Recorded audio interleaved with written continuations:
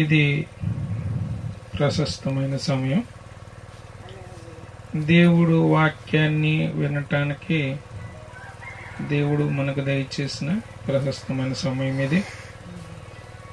కాబట్టి అందరూ కూడా వాక్యాన్ని వినటానికి వాక్యం మీద మీ దృష్టి పెట్టండి.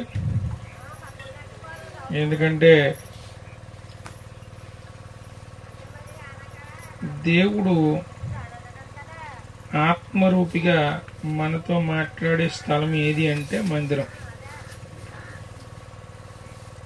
నోవాహు గారు ప్రకటించడాన్ని గురించి వాక్యం చెప్పిన మాట ఏంటంటే ఆయన తానే ఆత్మరూపిగా వెళ్ళి వారిని హెచ్చరించాడంట. హెచ్చరించింది ఎవరు? నోవాహు గారు. కానీ ఎవరు హెచ్చరించారని చెప్తుంది వాక్యం? ఆయనే ఆత్మరూపిగా వెళ్ళి వారిని హెచ్చరించాడు. అనగా ఆయన ఆత్మరూపుగా వెళ్ళి హెచ్చరించాడు అంటే మాట్లాడేది దైవజనుడు కాదు గాని దేవుడే ఆయనలో ఉండి మాట్లాడుతున్నాడన్న సత్యాన్ని మనం గుర్తించాలి. హల్లెలూయా. ఈ విశ్రాంతి దినం అనేది దేవుని ఆజ్ఞ మూలంగా మనం ఏం చేస్తూ ఉన్నామంటే విశ్రాంతి దినాన్ని ఆచరిస్తూ ఉన్నాం. మరి ఎంతో మంది ఈ దినాన్ని ఆచరించలేక వారు సొంత ప్రయాణాల్లో కావచ్చు, సొంత పనుల్లో కావచ్చు, లేకపోతే సొంత ఆలోచనలో కావచ్చు దేవుని పనిని వాయిదా వేసి సొంత పనులకు ప్రాధాన్యం ఇస్తూ ఉండవచ్చు. సొంత పనులకి దేవుని వాక్యం చెప్తుంది కదా, 6 దినాలు మన పనులన్నీ కూడా పూర్తి చేసుకోవాలి. 7వ దినాన్ని ఏం చేయాలి? విశ్రాంతి. ఈ విశ్రాంతి దినాన్ని ఏ విధంగా ఆచరించాలంటే పరిశుద్ధంగా. మనము ఏ పని చేయకూడదంటండి, ఏ వ్యాపారాలు కూడా చేయకూడదు.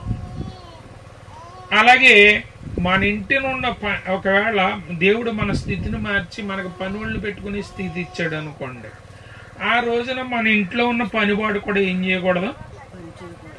పని చేయకూడదు. హల్లెలూయా. అంటే ఆ పనివాడికి కూడా ఆ దినం ఏంటి? విశ్రాంతి దినం. వాడు కూడా మనతో పాటు ఏం చేయాలంటే దేవుని మందిరానికి వచ్చి దేవుణ్ణి ఆరాధిస్తూ, ఈ యొక్క అలవాటు మన జీవితంలో మనం చేసుకోవలసిన అలవాటు. కాబట్టి ఈ విషయాన్ని మీరు అందరూ కూడా చాలా జాగ్రత్తగా గమనించండి. వాక్య భాగంలోనికి వెళ్ళిపోదాం. 2వ తిమోతీయులకు రాసిన పత్రిక 3వ అధ్యాయం 1వ వచనం.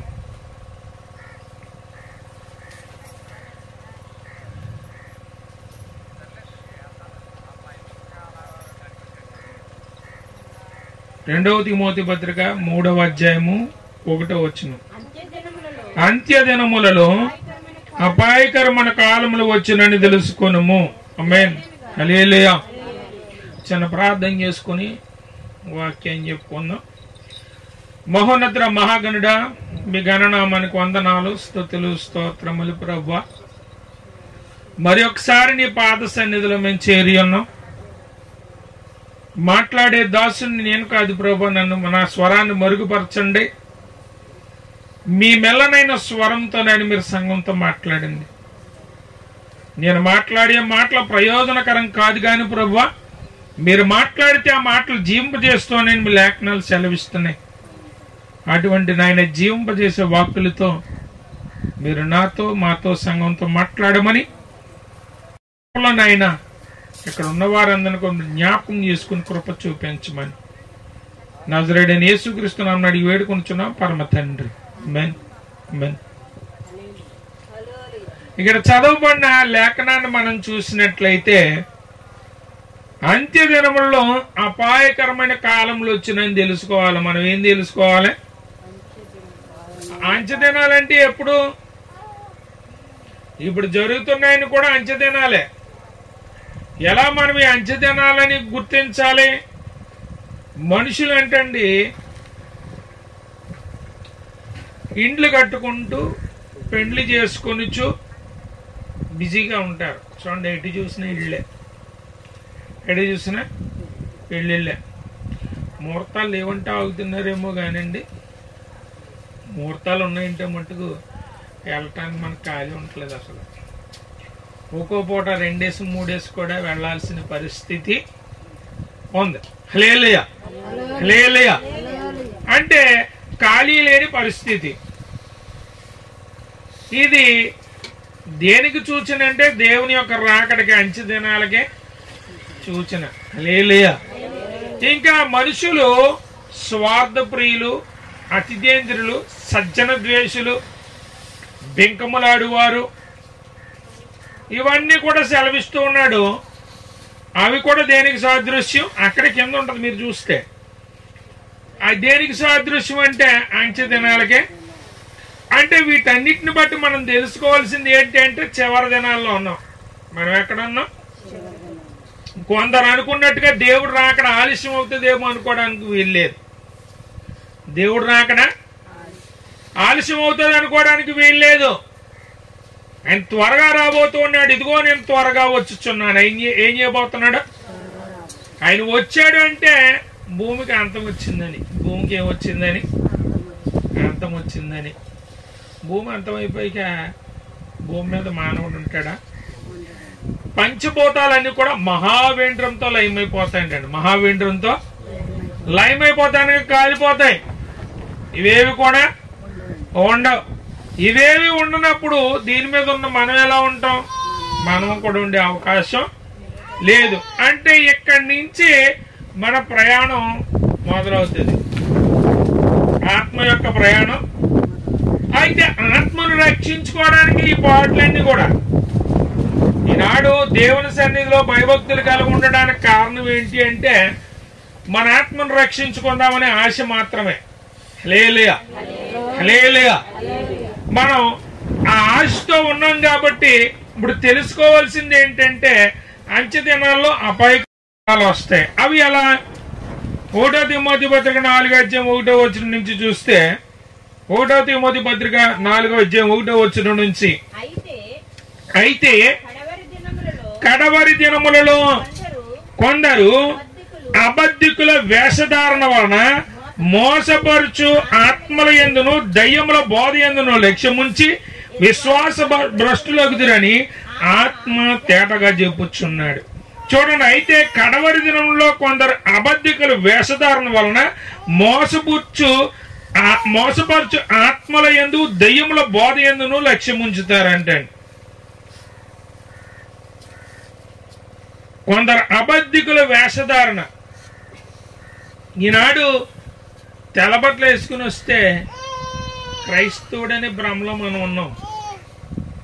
క్రైస్తవుడనే నీట్గా టిప్ టాప్ గా బైబిల్ అట్టుకుని వచ్చేస్తే క్రైస్తవుడు అనుకుంటూ ఉన్నాం. కానీ వాడు క్రైస్తవుడు వేషం వేసుకున్నాడు. చాలా చూడండి, ఎక్కువగా వినబడే మాట ఏంటంటే నామకార్థ క్రైస్తవులు. అనగా నామకార్థంగా పేరుకు మాత్రమే, అంటే పేరులో క్రైస్తవ్యం ఉంది కానీ బ్రతుకులో క్రైస్తవ్యం లేదు.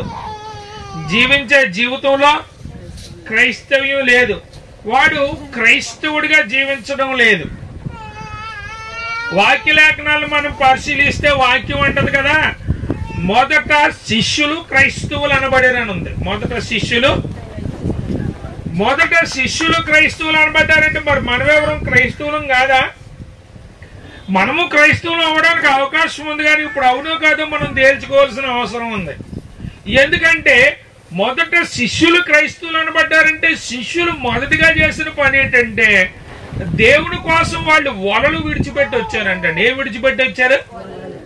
వలలు అనగా జీవనాధారానికి సాదృశ్యం కదా. అంటే ఆ వలన వాళ్ళు వేటాడి పోషించబడేవారు.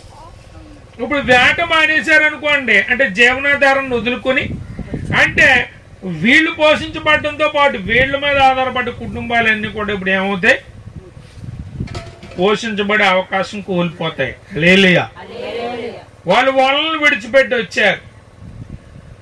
రెండవదిగా ఏం చేశారంటే క్రీస్తు కొరకు వారు శ్రమ పడడానికి ఇష్టపడి వచ్చారు.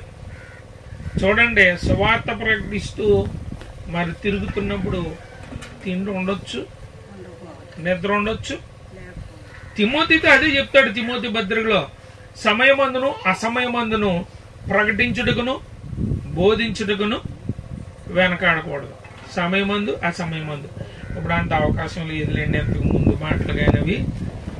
ఇప్పుడు టైంకి ముగించలేదనుకోండి, వెనకాల ఉంటాడో ఎవరో ఒక సంగతి వాచి చూపుతాడు. అలాగే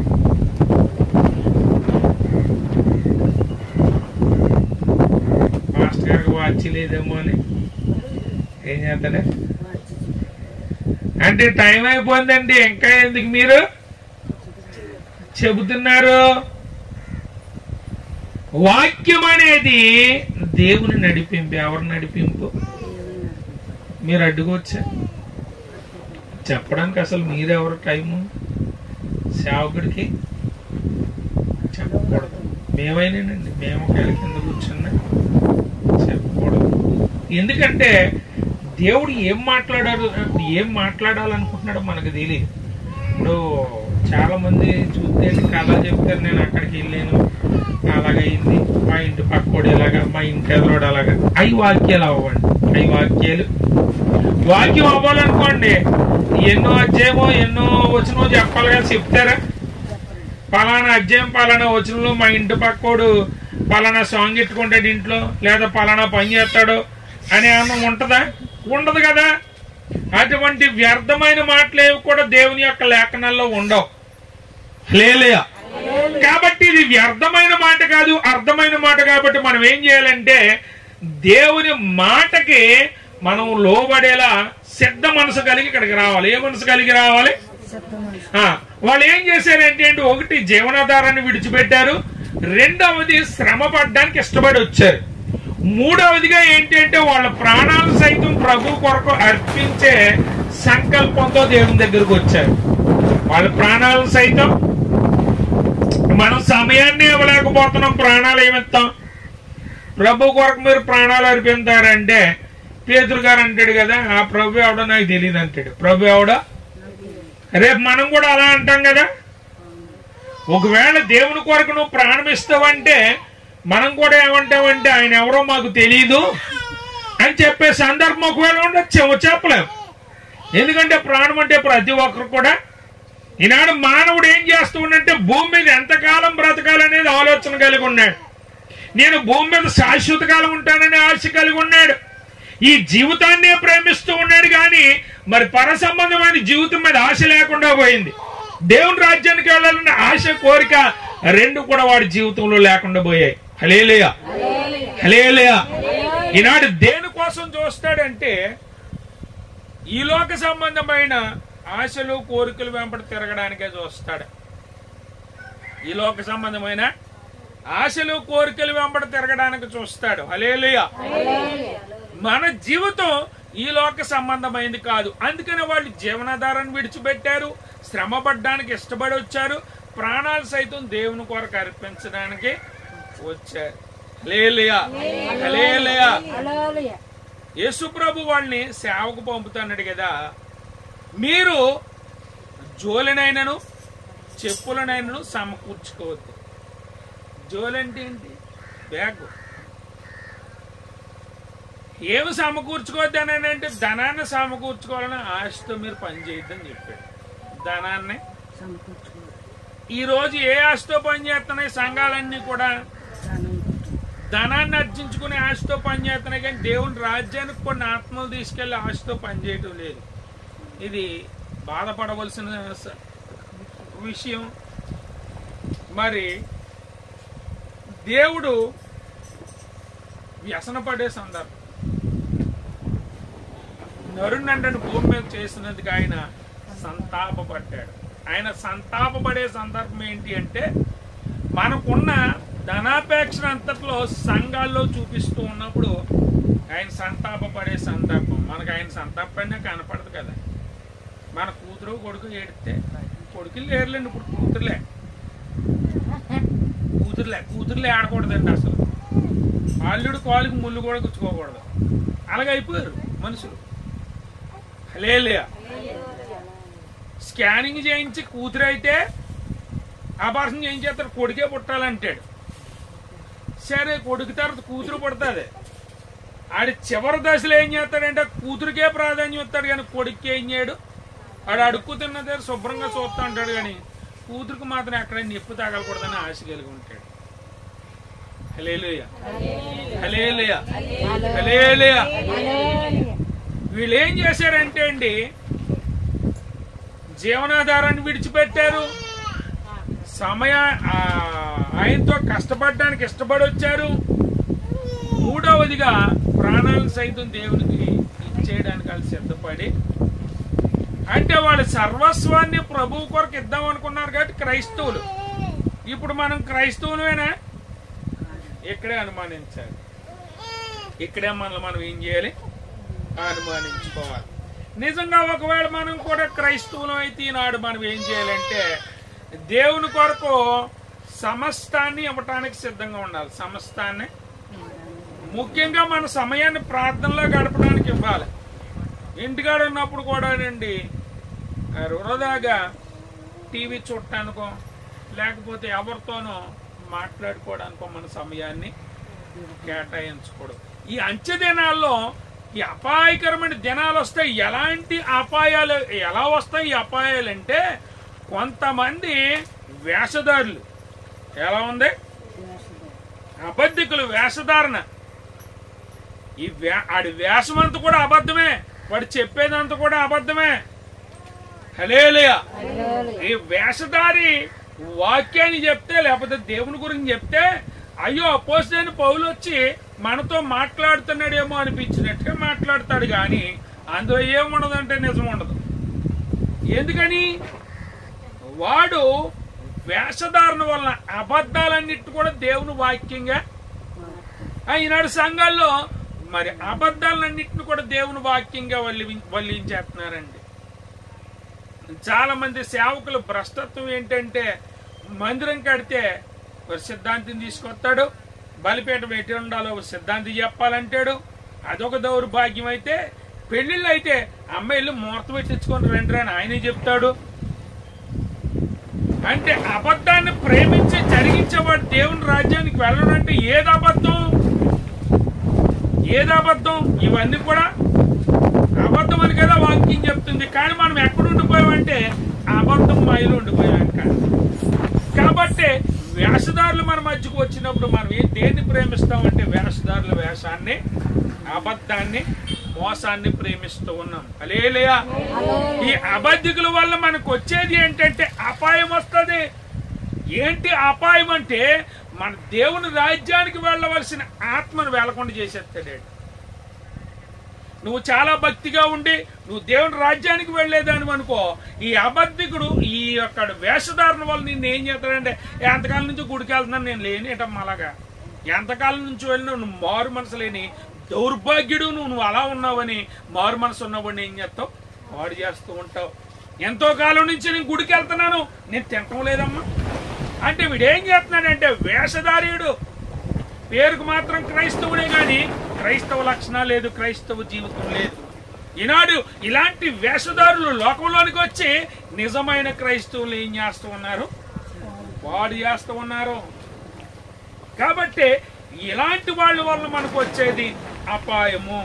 ఇంకానండి, మోసపరచు ఆత్మల యందును దయ్యముల బోధ యందు లక్ష్యం ఉంచారంటండి. మోసపరచు ఆత్మల యందును దయ్యముల బోధ యందు లక్ష్యం ఉంచారు. దెయ్యాలు ఏం చెప్తాయి? దెయ్యాలు ఏం చెప్తాయి? తెలదా మీకు? తెలదా దెయ్యాలు ఏం చెప్తాయో? ఆదికాండం 3వ అధ్యాయం తీయండి. ఉందా మీ బైబిల్లో? లేదా? నాదే అదే బైబిల్ అమ్మ. ఆదికాండం 3వ అధ్యాయంలో అక్కడ అవ్వతో మాట్లాడుతున్న సాతాను యొక్క మరి మాటలు మనం చూడొచ్చు. అందుకు స్త్రీతో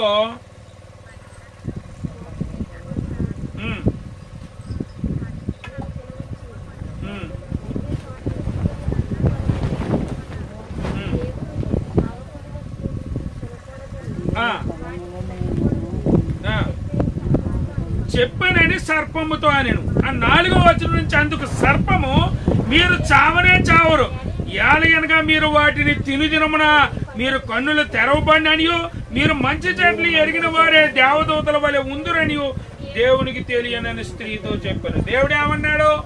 ఇది తినుదినమని నిశ్చయముగా చస్తారని చెప్పాడు. ఏమంటుంది?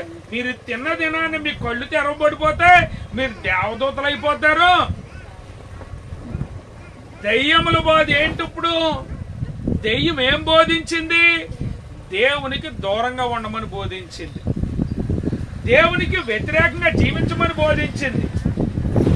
దేవునికి దూరం చేయడానికి వాడు ప్రయత్నం చేస్తూ ఉంటే ఈనాడు కూడా ఈ దయ్యముల బోధ ఏంది? లక్ష్యం ఉంచేవారికి ప్రాధాన్యం ఇచ్చేవారిగా తయారైపోయామ్మా. ఈ దయ్యముల బోధ కనుక వాక్యానుసారం కాని మాటలు, వాక్యంలో లేని మాటలు, వాక్యానికి సత్య దూరమైన విషయాలన్నింటినీ కూడా వాక్యం వలె ఎవడైతే బోధిస్తాడో, వాక్యంగా ఎవడైతే చెప్తాడో వాడు దయ్యముల బోధ యందు విశ్వాసం ఉంచిన వాడు. ఈ మధ్యకాలంలో చాలా మంది అనేది ఏంటంటే అన్ని తినేచ్చండి ప్రార్థన చేసుకుని అన్ని. నీవంత భక్తిపరుడు అయితే దైవజనుడా ఆ కుండలో విషముందని ఎలీషాతో చెప్పగానే ఎలీషా దానికి ప్రార్థన చేసినప్పుడు అక్కడ ఏమైపోయిందంటే విషం. నువ్వు ప్రార్థన చేస్తే పోతుందా? విషమే పోనప్పుడు అందులో ఉన్న అపవిత్రత ఎలా పోద్ది? ఎలా నువ్వు తినొచ్చు? ఎలా నువ్వు విశ్వసిస్తున్నావంటే ఎవడో అబద్ధికుడు దయ్యముల బోధ యందు లక్ష్యం ఉంచిన వాడు నీకు చెబుతూ ఉంటే దానిలో దిగిపోయి నువ్వేం చేస్తున్నావు అంటే దూరుపాతమన్న వినాడు. లేయా వాటన్నింటిని కూడా ఏం చేయాలి? విడిచిపెట్టాలి. వాటన్నింటిని కూడా విడిచిపెట్టాలి, వాటికి దూరంగా ఉండాలి. హల్లెలూయా, హల్లెలూయా, హల్లెలూయా. వాళ్ళందరూ కూడా ఏమయ్యారు అక్కడ చెప్తారు కదా, విశ్వాస భ్రష్టులు ఎగుదురని ఆత్మ తేడాగా చెప్తున్నారు. వాళ్ళందరూ కూడా ఏమయ్యారు? వేషధారులను దయ్యముల బోధ యందు లక్ష్యం ఉంచేవారు విశ్వాస భ్రష్టులు అయిపోయారు.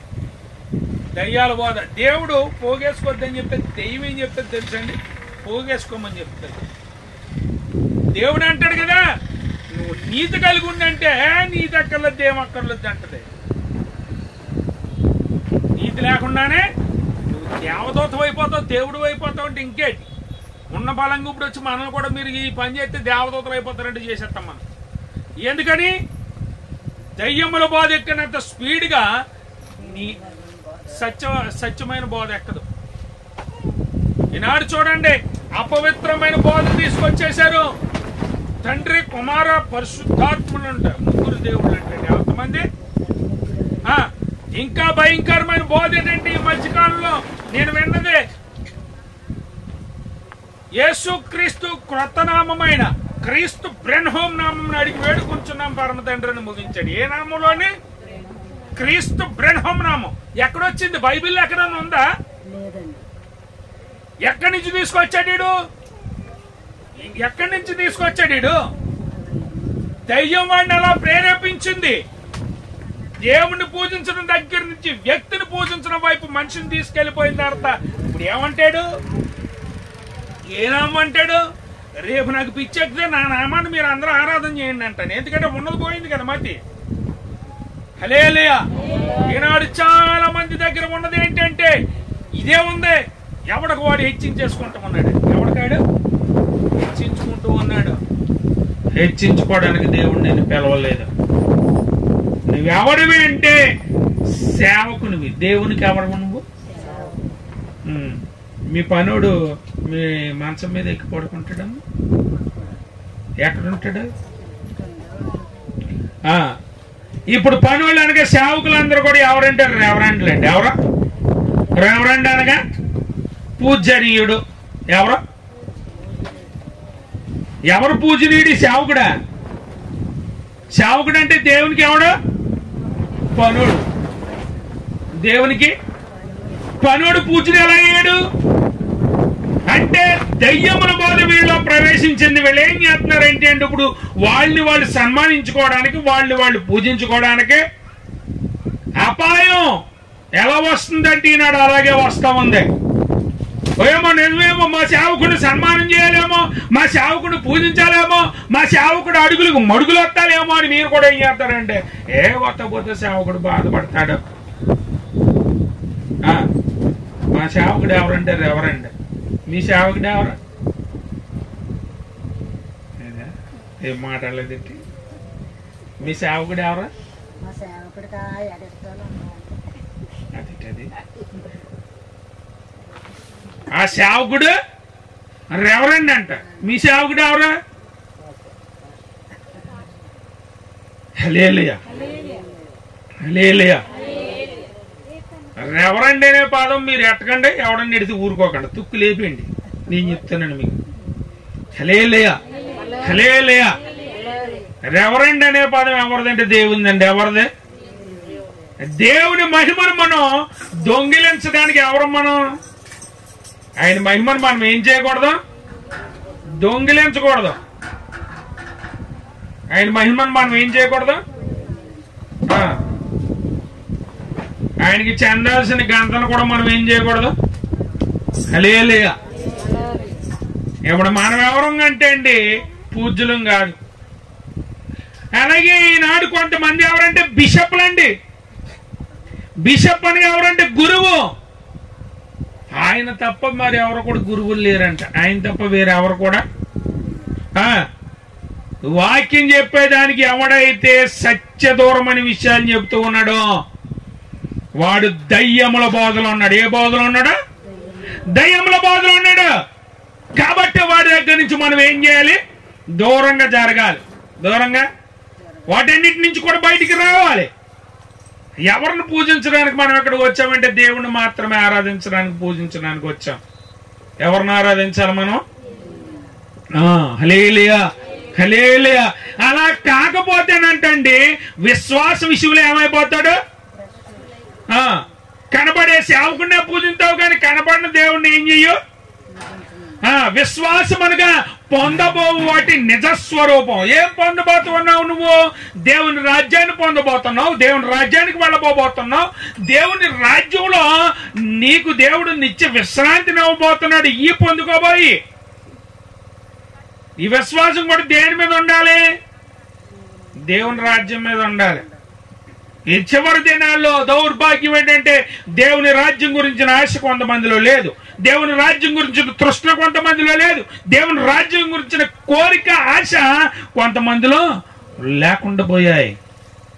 హల్లెలూయా హల్లెలూయా హల్లెలూయా. మరి దేని మీద ఉంది ఆశ ఈనాడు? లోకం మీద, లోకంలో ఉన్న ధనాపేక్ష మీద, లోకంలో ఉన్న బంధాల మీద, బంధుత్వాల మీద.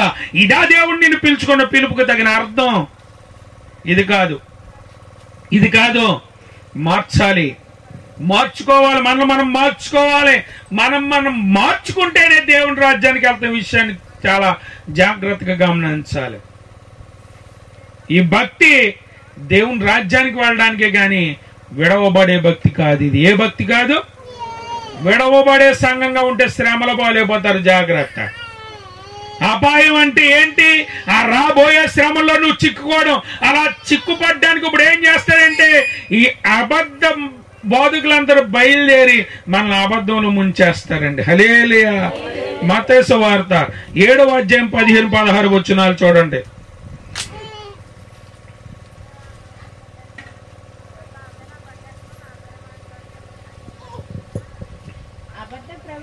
అబద్ధ ప్రవక్తలను గురించి జాగ్రత్త పడుడి. వారు గొర్రె చర్మం వేసుకొని మీ వద్దకు వచ్చారు కానీ లోపల వారు క్రూరమైన తోడేళ్ళు. ఎవరి గురించి జాగ్రత్త పడాలి? అబద్ధ ప్రవక్తలను గురించి జాగ్రత్త పడాలి. ఎందుకు అబద్ధ ప్రవక్తల గురించి జాగ్రత్త పడాలంటే వారు గొర్రె చర్మం కప్పుకొని వస్తారు కానీ వారు లోపల క్రూరమైన తోడేళ్ళు. అనగా తోడేళ్ళు ఏం చేస్తుందంటే ఒక మేకను తీసుకెళ్లి పెంచుకుంటది. అంతేనా? తోడేలు ఏం చేస్తుందంటే ఒక మేకను పట్టుకుని తీసుకెళ్లి తినటానికి, చంపుకు తినడానికి పట్టుకెళ్తుంది. ఇప్పుడు అబద్ధ బోధకుడు కూడా ఏంటంటే అండి నిన్ను చంపడానికి, నీ ఆత్మను చంపడానికి బయలుదేరాడు వాడు. నీతో అసత్యమైన బోధ ఎందుకు మాట్లాడుతూ ఉన్నాడంటే, బైబిల్కి సత్యదూరమైన విషయాలు నీతో ఎందుకు మాట్లాడతాడంటే, వాక్యంలో ఎందుకు నీకు బోధిస్తాడంటే, వాక్యంలో లేని విషయాలు నీకు చెప్పడానికి ఎందుకు ఇష్టపడతాడు అంటే వాడు క్రూరమైన తోడేలు. ఎవరు వీడు? దేవుని రాజ్యానికి వెళ్ళాలి, దేవుని రాజ్యంలో మనం ఉండాలని దేవుని కోరిక అయితే అక్కడికి వెళ్లకుండా నరకములోనికి పంపించాలనేది వాడి కోరిక, వాడి క్రూరమైన తోడేలు. అబద్ధ ప్రవక్తలు కూడా ఎవరంటే వాళ్ళ అనుచరులు, సాతాను యొక్క అనుచరుడు. వాడికి ట్యాగ్ ఏంటంటే క్రైస్తవుడనే ఒక ట్యాగ్ ఉంటుంది అంతే. పిల్లలు పుట్టగానే చూసారా, తల్లి పేరు రాసేస్తారు, కాలుకో ట్యాగ్ వేసి ఎవరి పిల్లలు వాళ్ళకి ఇవ్వటానికి మారిపోకుండా ఉండడానికి. అలాగే క్రైస్తవుడుగా ఒక ట్యాగ్ వేసుకున్నాడంటే వాడు పేరుకు మాత్రం క్రైస్తవుడు, కానీ క్రైస్తవుడిగా క్రైస్తవ లక్షణం లేదు. క్రైస్తవుడిగానుగా క్రీస్తుని పోలిన జీవితం ఉన్నవాడు మాత్రమే క్రైస్తవుడు అవుతాడు. ఆయన ఎలా అయితే సర్వస్వం మన కోసం దారిపోసాడో మనం కూడా సర్వస్వం ఎవరికి దారిపోయాలి? మొదట శిష్యులు క్రైస్తవులు అనబడేది. హల్లెలూయా, హల్లెలూయా. మనం కూడా ఇదే విషయాన్ని చాలా జాగ్రత్తగా గమనించుకోవాలి. హల్లెలూయా, హల్లెలూయా. అక్కడ 16వ వచనం చూసినట్లయితే, వారి ఫలముల వలన మీరు వారిని తెలుసుకుందరు. ముళ్ళ పొదలలో ద్రాక్ష పండ్లైనను పల్లేరు చెట్లకు అంజూర పండ్లను కోయిదురా, కోస్తారా? కోయగలరా? కోయలేరు. ఎందుకు కోయలేరు? అవకాశం లేదు, అవకాశం లేదు, ఉండదు. ఒక చెట్టుకి ఇంకొక కాయ ఏం కాయదు, ఒక చెట్టుకి ఇంకొక కాయ కాయదు. హల్లెలూయా, హల్లెలూయా, హల్లెలూయా. అక్కడ అంటాడు కదా, వారి ఫలము వలన మీరు వారిని తెలుసుకుందరు. ఎలా తెలుసుకుంటాం ఈ అబద్ధ బోధకుల్ని? వారి ఫలాలేంటి? ఈ మధ్య కాలంలో అఘోరీని చూస్తున్నారు కదా మీరు. కొంతమంది ఏమంటున్నారంటే, అఘోరీలు అంటే అన్ని చంపుకొని ఉంటారు కదా, ఈవిడ అందరి మీద తిరగబడుతుంది, ఈవిడ అందరి మీద దెబ్బలాటకి వెళ్తుంది అంటున్నారు. అలాగే క్రైస్తవులు కూడా, నిజమైన క్రైస్తవుడు ఏం చేయడు? వివాదరహితుడిగా ఉంటాడు. ఇప్పుడు క్రైస్తవులు అందరూ వివాదాల్లోనే ఉంటున్నారు. మొన్న ఒక ఆవిడ చెప్తుందండి, పోలీస్ స్టేషన్ చుట్టూ పాస్టర్ గారిలోనే క్రైస్తవులే ఉంటున్నారంటే, పాస్టర్ గారు పిల్లలు క్రైస్తవులు ఉంటున్నారండి. కారణం ఈ చివరి దినాల్లో దేవుని బోధ మీద పోయింది, మనసు అంతా దయ్యాల బోధ మీదకి పోయిందండి. ఇప్పుడు విశ్వాసంలో ఏమైపోయాడంటే భ్రష్టుడైపోయాడు. ఆత్మ బలాలు ఫలించాల్సిన వాడు శరీర సంబంధమైన బలాలను ఫలిస్తూ ఉన్నాడు, భూ సంబంధమైన బలాలను ఫలిస్తూ ఉన్నాడు. ఆత్మ బలాలకు విరుద్ధమైన బలాలే కానీ ఆత్మ బలాలు మనిషిలో. కారణం ఏంటంటే దయ్యముల బోధ యందు వేషధారుల భక్తి అంతా కూడా వేషధారణ అయిపోయింది ఇప్పుడు. హల్లెలూయా. చూడండి, ప్రకటన గ్రంథం 16వ అధ్యాయం 13, 14 వచనాలు మనం చూసినట్లయితే, ప్రకటన గ్రంథంలో 16వ అధ్యాయం 13వ వచనం,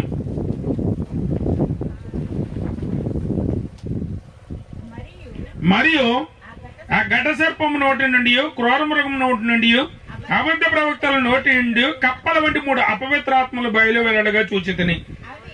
అవి సూచనలు చేయనట్టు దయ్యముల ఆత్మలే. అవి సర్వాధికారి అయిన దేవుని మహాదినమును జరిగి యుద్ధమునకులు లోకమందంతట ఉన్న రాజులను పోగు చేయాలని వారి యొద్దకు బయలు వెడలను. హల్లెలూయా, హల్లెలూయా, హల్లెలూయా. చూడండి, అబద్ధ ప్రవక్త నోటి నుంచి కప్పల వంటి 3 అపవిత్రాత్మలు బయలు వెళ్ళాయి అంటే ఏం చేస్తున్నాయి? లోకంలో ఉన్న వారిని అందరిని పోగేస్తున్నాయి, వాళ్ళ రాజులని అందరిని పోగేస్తున్నాయి అంటే ఏం చేస్తున్నాయి? పోగేస్తున్నాయి. మహాదినంకు యుద్ధం చేయడానికి. ఎవరి మీద యుద్ధం చేయడానికి? దేవుని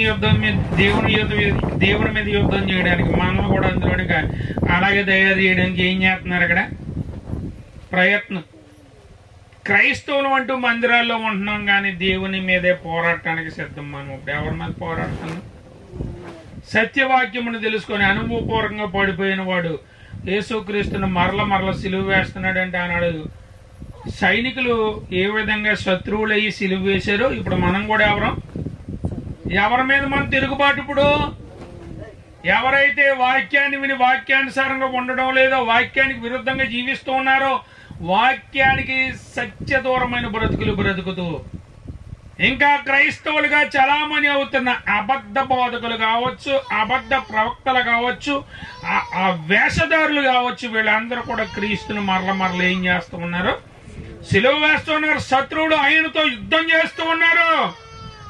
ఆయన అనేకాత్మలు అంతటను అందరూ మారు మనసు పొంది దేవుడు అనుగ్రహించి మహిమను పొందాలని దేవుని ఆలోచన అయితే, ఆ మహిమ నుంచి వేరుపరచాలనేది వీళ్ళ ఆలోచన. ఎవరి మీద యుద్ధం ఇప్పుడు? దేవుని సిద్ధాంతాల మీద యుద్ధం, దేవుని మీద యుద్ధం, దేవుని ఆజ్ఞల నుంచి తప్పించడానికి యుద్ధం. అనేక రకాలుగా దేవునితో వీళ్ళు ఏం చేస్తూ ఉన్నారు? యుద్ధాన్ని చేస్తూ ఉన్నారు. హల్లెలూయా, హల్లెలూయా, హల్లెలూయా. ఇంకా వీళ్ళు ఎలా ఉంటారో చెప్తూ ఉన్నాడు. ఆ అపవిత్రాత్మలన్నీ కూడా వచ్చి ఆ మనుషులు ఏ విధంగా మారుస్తూ ఉన్నాయో చెప్తూ ఉన్నాడు. హెస్కేల్ గ్రంథం 22:27 వచనాన్ని మనం చూస్తే,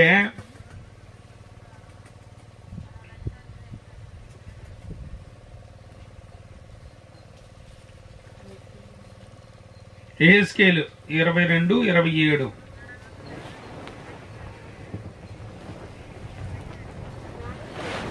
దానిలో అధిపతులు లాభము సంపాదించుటకై నరహత్యలు చేయటంలోను మనుషులను నశింపజేయటలను వేటను చీల్చు తోడేళ్ల వలె ఉన్నారు.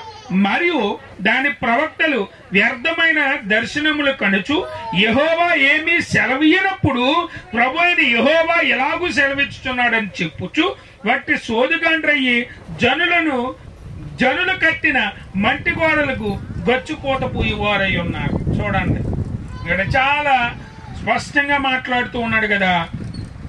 మనుషులంటండి లాభము సంపాదించుకోవడానికి నరహత్య చేస్తున్నారంట, మనుషులు నశింపజేయాలనుకుంటున్నారంట, వేటను చీల్చు తోడేళ్ల వలె ఉన్నారంటండి వారు. అంటాడు కదా, దాని ప్రవక్తలు వ్యర్థమైన దర్శనములు కనుచు యెహోవా ఏమీ సెలవీనప్పటికీ యెహోవా ఎలాగూ సెలవిచ్చుచున్నాడని చెప్పుచు ఒత్తి సోదిగాండ్రైపోరంటండి. జనులు కట్టిన మట్టి గోడకు గచ్చిపోత పూసేద్దాం అనుకుంటున్నారంట. హల్లెలూయా. దేవుడేమీ సెలవీయకపోయినా నాకు అలా సెలవిచ్చాడు, ఇలా సెలవిచ్చాడు, నాతో సోమవారం మాట్లాడేడు, శనివారం మాట్లాడేడు, శుక్రవారం మాట్లాడేడు, శనివారం మాట్లాడేడు. ఏం మాట్లాడాడు? మనసు మార్చుకోవద్దనా, బ్రతుకు మార్చుకోవద్దనా, దేవుని ఆత్మఫలాలు ఫలించొద్దనా, లోకం అంతా సంపాదించేసుకోమనా? ఏం మాట్లాడండి నీతో? దేవుడు ఏం మాట్లాడాలనుకుంటున్నాడో అది అర్థవంతంగా ఉంటది. నీ సొంత ఆలోచనలు ఏమి ఉండవు దాంట్లో. దేవుడు మాట్లాడాడని చెప్తాడు కానీ అన్నీ సొంత ఆలోచనలే, అన్నీ కిట్టియే, అన్నీనికి కలిసి వచ్చియే. అంటే దేవుడు చెప్పాడంటే సంఘాలు నేస్తాయి కాబట్టి ఈ అబద్ధ బాధకులు, ఈ వేషధారులు అందరూ కూడా ఏ ముసుగులో క్రైస్తవులు మోసం చేస్తున్నారంటే దేవుడు నాతో మాట్లాడేటంటే ఏ విశ్వాసి కూడా నోరెత్తారండి. ఇంకా గొప్ప లాజిక్లు ఇవన్నీ కూడా. అంటే ఈ రోజున లాజిక్లకు అలవాటు పడిపోయారు కానీ, మ్యాజిక్లకు అలవాటు పడిపోయారు కానీ, దేవుని పరిశుద్ధతకు కానీ, దేవుని ఆశ్చర్యకార్యాల మీద ధ్యాస కానీ లేదు. ఇప్పుడు ఈనాడు సంఘాల్లో దేవుడు కార్యాలు చేయబోవడానికి కారణం ఏంటి అంటే ఈ మ్యాజిక్ల మీద, ఈ యొక్క అబద్ధాల మీద, ఈ వేషధారునికి అలవాటు పడిపోయిన సంఘాల్లో దేవుడు ఏం చేస్తాడు? ఏం చేయడు, దూరంగా ఉంటాడు. ఎందుకంటే అనేకుల్ని దేవుని రాజ్యానికి వెళ్లకుండా చెడగొట్టడానికి ఒక మిషన్ లా పనిచేస్తుంది అనమాట. ఈ సంఘాలన్నీ కూడా ఏం చేస్తూ ఉన్నాయి? ఈనాడు దేవునికి విరోధంగా నడిపిస్తూ ఉన్నాయి, దేవునికి విరోధంగా నడిపిస్తూ ఉన్నాయి సంఘాలని.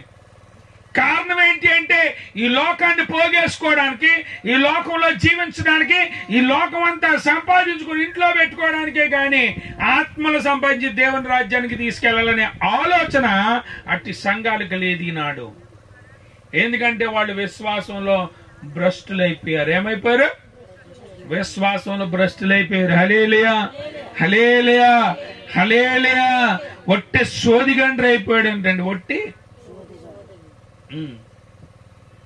వచ్చిన కాడి నుంచి ఏం చేస్తారో తెలుసా? ఏ పాస్ట్ గారు పిలిస్తే అన్న పొగుడుతూ ఉంటారండి, లేకపోతే ఏ విశ్వాసి పిలిస్తే విశ్వాసి కూడా అయ్యే కావాలండి. ఆ పాస్టర్ గారు అయితే భలే పొగుడతారు, వాళ్ళని యాకేండ్రా మనల్ని పొగుడతాడు. మరి పాస్టర్ గారే మైక్లో పొగిడితే ఆ చుట్టుపక్కల వాళ్ళు అందరూ బలి పొగుడుతున్నారు, పాస్టర్ గారు ఎంత గొప్పోడు అనుకుంటారు కదా. అందుకని పొగిడి పాస్టర్ గారిని గమ్మునికి ఏకేమంటారండి అందరం. ఏ పాస్టర్ గారిని మనం పొగుడుతుండాలి ఆయన చేవు కూడా. హల్లెలూయా. ఆ పొగడతలకి అలవాటు పడిపోయిన సంఘాలు, పొగడతలకి అలవాటు పడిపోయిన విశ్వాసులు, పొగడతలకి అలవాటు పడిపోయిన దైవజనులు వాక్యానుసారంగా ఉండడానికి ఇష్టపడని వారు, వాక్యానికి ఇష్టపడేవాడు ఇక్కడ మెప్పు కావాలని కోరుకోవడం. మెప్పు ఎవరి వలన కలుగుతుందంట? దేవుని వల్ల మెప్పు కలగాలనుకున్నప్పుడు లోకంలో ఎందుకు ఎదుర్కొంటున్నావు నువ్వు? ఈ లోకంలో వచ్చేది ఏది కూడా శాశ్వతం కాదు కదా. శాశ్వతమైందా? అబ్రహాం అంటండి ఈ భూమి మీద జీవిస్తూనే పునాదులు కలిగిన పట్టణం కోసం ఎదురు చూస్తూ ఉన్నాడంట. అంటే శాశ్వతమైన రాజ్యం కోసం ఎదురు చూస్తూ ఉన్నాడు. ఈనాడు మనం దేనికోసం ఎదురు చూస్తా ఉన్నాం? శాశ్వతమైన రాజ్యం కోసమేనా? అశాశ్వతమైన వాటి కోసం ఆలోచించుకోవాలి. హల్లెలూయా. సోదిగాండ్ర బోధ కాదు. దేవుడు మాట్లాడకపోయినా నాతో దేవుడు మాట్లాడేశాడనే అబద్ధ ప్రవక్తల బోధలో కాదు. దేవుడు నిజంగా మాట్లాడితే ఆ సేవకుల్లో సమస్త మారిపోలే. ఇంకెందుకు మారలేదు? ఇంకా లోకంలో అంతా పోగేద్దామని ఆశ ఎందుకు ఉంది? అంటే దేవుడు మాట్లాడాడని చెప్పుకుంటూ విశ్వాసులు ఒక ట్రాన్స్ లో పెట్టి కావలసినవన్నీ నెరవేర్చుకోవడానికి సాతాను ఆ యొక్క అపవిత్రాత్మలన్నీ కూడా వాళ్ళని వాడుకుంటూనే ఇచ్చి వరదనన్న వాక్యం నుంచి బయటికి ఎవడైతే వచ్చాడో, సత్యం నుంచి ఎవడైతే బయటకు వచ్చాడో వాడు అపవిత్రాత్మ చెరపట్టిన వాడని మనం గుర్తు చేసుకోవాలి. హల్లెలూయా, హల్లెలూయా, హల్లెలూయా. మీకా గ్రంథం 3వ అధ్యాయం 5-6 వచనాలు చూసినట్లయితే, మీకా 3:5-6.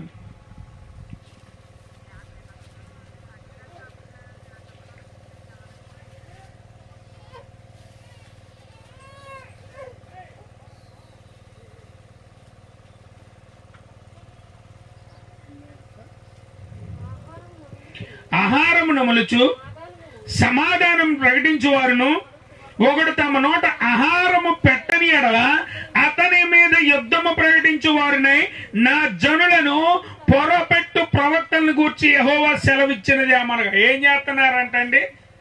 ఆహారం పెట్టకపోతే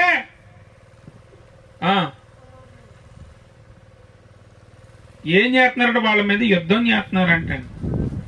ఈనాడు పెట్టలేదు అనుకోండి అయిపోయినట్టే. ఇంకండి పెట్టకపోతే అయిపోయినట్టే. మన వల్ల మంచి జరిగినప్పుడే మనమండి. మన వల్ల మంచి జరగలేదు అనుకోండి, మన వల్ల కడుపు నిండలేదు అనుకోండి, అయిపోయింది. మన మీద యుద్ధమండి. ఇంకా ఏంటి? యుద్ధానికి సిద్ధం సై అంటాడు అనమాట. అప్పుడు దాకా బాగానే ఉంటాడు. అప్పటి నుంచి ఏ సినిమా చేస్తాడంటే సై సినిమా చేస్తాడండి. యుద్ధం సిద్ధం అంటాడు. ఎందుకని? వాడి కడుపు నిండితేనే మనము. ఆడి కడుపు నిండడానికి ఒకవేళ అడ్డుపడ్డామా మనలో మార్పు వచ్చింది అంటాడు. అంతే. ఎందుకంటే మార్పు ఎవరు వచ్చింది? ఎందుకని అంటే ఈ చివరి దినాల్లో ఈ అపవిత్రాత్మలన్నీ కూడా ఏం చేస్తాయంటే అలా మార్చేస్తాయి మనుషులు. పెడితే పెళ్ళి, లేకపోతే దినమే, లేకపోతే తిన్నంత కాలమే మనవాడు. తినడానికి అవకాశం లేదంటే జగన్ ఎవడో నేనెవడో, ఇంకా అది ఎవడో కూడా చాలదు అంతే. హల్లెలూయా. జగనే కదా నాకు తేరగా దొరికాడు. హల్లెలూయా, హల్లెలూయా. అప్పుడు వరకు మావాడే, మేమిద్దరం అయ్యి బాబా ఇంకా అంత కాదండి అని చెప్తాం. ఎప్పుడైతే నేను తినడానికి అడ్డు వచ్చాడో జగన్ పని అయిపోయింది అక్కడతో. ఇంకా జగనం లేదు, జగనం లేదు. ఎందుకని? మార్పు. ఈ చివరి దినాల్లో అపాయకరమైన దినాలు ఇవే. ఏంటి అపాయం? దేవుని బోధకు నిన్ను దూరం చేస్తుంది, దేవుని సత్యానికి నిన్ను దూరం చేస్తుంది, దేవుని రాజ్యానికి దూరం చేస్తుంది. ఎలా అంటే నేను యుద్ధం చేసేవాడిగా తయారు చేస్తుంది. ఇప్పుడు దేని మీద? అసత్యం తరపున నువ్వు పోరాడతావు. ఇప్పుడు సత్యం మీద పోరాడతావు అనమాట. అబద్ధం వైపు నిలబడి నిజం మీద పోరాడతావు. అలా నిన్నేం చేసిందంటే ఈ అపవిత్రాత్మ మార్చేసింది. హల్లెలూయా, హల్లెలూయా. చూడండి, మీకు కలిగిన దర్శనములు కలుగకుండా రాత్రికమ్మును సోది చెప్పకుండా మీకు చీకటి కలుగును. ఇట్టి ప్రవక్తలకు సూర్యుడు కనబడకుండా హస్తమించును, పగలు చీకటి పడును. ఏమైపోతాయండి వీళ్ళ జీవితాలు? ఈ అబద్ధ ప్రవక్తల కంటండి పగలు ఉండదంటే ఏముంటది? ఇప్పుడు ఎక్కడుంది చీకటి? చీకటి ఎక్కడుంది? నరకంలో చీకటి ఉందండి. ఏముంది? అంధకారము, చిమ్మ చీకటి. ఎక్కడుంది? దేవుడు వెలుగై ఉన్నాడు. దేవుడు ఏమై ఉన్నాడు? ఎప్పుడైతే ఈ అబద్ధ ప్రవక్తలు అబద్ధానికి అలవాటు పడ్డారో, ఆ దేవుడు చెప్పకపోయినా చెప్పినట్టుగా సోది చెప్తూ ఉన్నారో, అబద్ధ ప్రవచనాలు చెబుతూ ఉన్నారో, వాళ్ళ జీవితంలో పగలు ఉండదంటండి. ఏముంటది? ఇప్పుడు చీకటి ఉంటది. జాగ్రత్త. దేవుడు చెప్పని సంగతిలో చెప్పాడని ఆవిడకి చెప్పకండి. దేవుడు చెప్తే అక్కడ కార్యాలు జరుగుతాయి అంతే. ఎందుకు జరగట్లేదు అంటే నీ స్వలాభం కోసం దేవుడు మాట్లాడాడని చెప్పే, దేవుడు నాతో మాట్లాడితే మీతో మాట్లాడుతానని చెప్పే అబద్ధ ప్రవక్తలను కనిపెట్టి చూడండి, వాళ్ళ ఫలం మీకు కనబడుతూ ఉంది. హల్లెలూయా, హల్లెలూయా. పల్లేరు చెట్లకి అంజూరకాయలు ఏం చెయ్యవు? కాయవు. పల్లేరు కాయలు అనగా ముళ్ళు, అంజూరకాయలు ముళ్ళు కాదు. హల్లెలూయా, హల్లెలూయా, హల్లెలూయా, హల్లెలూయా. చూడండి, అపోస్తుల కార్యాలు 20:29-30 వచనాలు చూస్తున్నట్లయితే, అపోస్తుల కార్యాలు 20:29.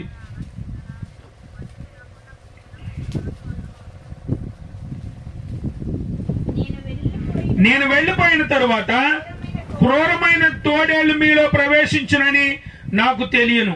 వారు మందను కనికరింపరు మరియు శిష్యులను తమ వెంట ఈడ్చుకొని పోవలనని వంకర మాటలు పలుకు మనుషులు మీలోనే బయలుదేరారు. ఎక్కడ బయలుదేరతారంటే వంకర మనుషులు, ఈ వంకర మాటలు మాట్లాడి వాళ్ళు ఎక్కడ బయలుదేరతారో మనలోనే బయలుదేరతారంటండి. ఏం చేస్తారంటే వాళ్ళ మందను, ఈ మందంతా ఎవరి మందిది? ఇది దేవుని మందండి. ఇది ఎవరి మంద? ఈ మందనంతటిని కూడా ఏం చేస్తాడు? ఇప్పుడు తప్పుడు బోధ వైపు తీసుకెళ్లిపోతాడు. అంటే తప్పుడు బోధ వైపు తీసుకెళ్తున్నాడు, తప్పుడు సిద్ధాంతాల వైపు తీసుకెళ్తున్నాడు. తప్పుడు బోధ అంటే దేవుడు మాట్లాడకపోయినా దేవుడు మాట్లాడాడు అని చెప్తున్నాడంటే ఈ మందను వాడు ఏం చేయడం లేదు? కనికరించట్లేదు. ఈ మంద పట్ల వాడికి జాలి లేదు, దయ లేదు. ఏం చేస్తున్నాడంటే ఈ మందను ఏం చేస్తున్నాడంటే దేవుని రాజ్యానికి నడిపించాల్సింది పోయి దేవుని రాజ్యానికి విరుద్ధమైన నడక నడిపిస్తూ ఉన్నాడు. ఎందుకంటే అపవిత్రాత్మలు, ఏ 3 అపవిత్రాత్మలు భూమి మీదకి వచ్చాయో అవేం చేస్తానంటే ఈనాడు ఒక్కొక్క విశ్వాసిని పట్టుకుంటే ఆలస్యం అవుతుందని సేవకుని పట్టుకుంటే సంఘాన్ని పట్టుకున్నట్టే సేవకులను బాగు చేసి పడేస్తున్నాయి. అనేక విధాలైన దుర్బోధల వైపు మళ్ళిస్తూ ఉన్నాయి, అనేక విధాలైన అసత్యం వైపు నడిపిస్తూ ఉన్నాయి, అనేక విధమైన కల్పనా కథల వైపు నడిపిస్తూ ఉన్నాయి. ఒక్కొక్క మాస్టర్ గారు వాక్యం అని ఎత్తుకుంటాడు, ఎక్కడికో వెళ్తే పాపలో వండుకున్న స్టోరీ చెప్తాడు, లేకపోతే బస్సులో వెళ్ళిన స్టోరీ చెప్తాడు, ఇంకో స్టోరీ చెప్తాడు. ఎందుకు ఈ చరిత్ర? ఈ అన్ని కూడా వట్టి మాటలు. ఎందుకు అంటే ఈ సంఘాలన్నింటినీ కూడా దేవుని రాజ్యానికి సిద్ధపరచడం పోయి మరి ఏం చేస్తూ ఉన్నాడు? ఈ శరీరానుసారమైన ఆశల వైపు, కోరికల వైపు నడిపిస్తూ ఉన్నాడు. హల్లెలూయా, హల్లెలూయా, హల్లెలూయా. ఎందుకంటే వీడి జీవితంలో వెలుగు లేదు. వెలుగుని గురించి మాట్లాడడానికి వీడి జీవితంలో ఏముంది? చీకటి ఉంది, అంధకారం ఉంది. వీడి అంధకారం గురించి చెప్పగలడు కానీ వెలుగు గురించి, ఎందుకంటే వెలుగు లేదు, ఇంకా వెలుగు సంబంధమైన బోధ లేదు. వెలుగు లేదు కాబట్టి ఇప్పుడు ఏమవుతాయంటే చీకటికి సంబంధించిన విషయాలే. హల్లెలూయా. చీకటికి సంబంధించిన ఆశలు, కోరికలే. ఈ లోకం వరకే బ్రతుకుతాడు కానీ దేవుని రాజ్యం గురించి బ్రతుకుండదు, ఆశ ఉండదు, కోరిక ఉండదు. దేని మీద ఆశ కలిగి ఉంటాడంటే మరి ఈ లోకం మట్టుకే బ్రతుకుతాడు. ఈ లోకం మట్టుకు నువ్వు బ్రతికినట్టయితే నీకంటే దౌర్భాగ్యుడు లేడని పౌలు గారు అంటాడు. ఈ లోకం మట్టుకు బ్రతికితే మనకంటే దౌర్భాగ్యులు లేరంటే. హల్లెలూయా, హల్లెలూయా, హల్లెలూయా. వీరు మందను కనికరించరండి, శిష్యులను తమ వెంట వీడ్చుకొని పోవాలని వంకర మాటలు పలుకుచు మనుష్యులు మీలోనే బయలుదేరతారు. ఎక్కడ బయలుదేరతారు? మనలోనే బయలుదేరతారు. ఎవరిని క్షమించరండి వీళ్ళు.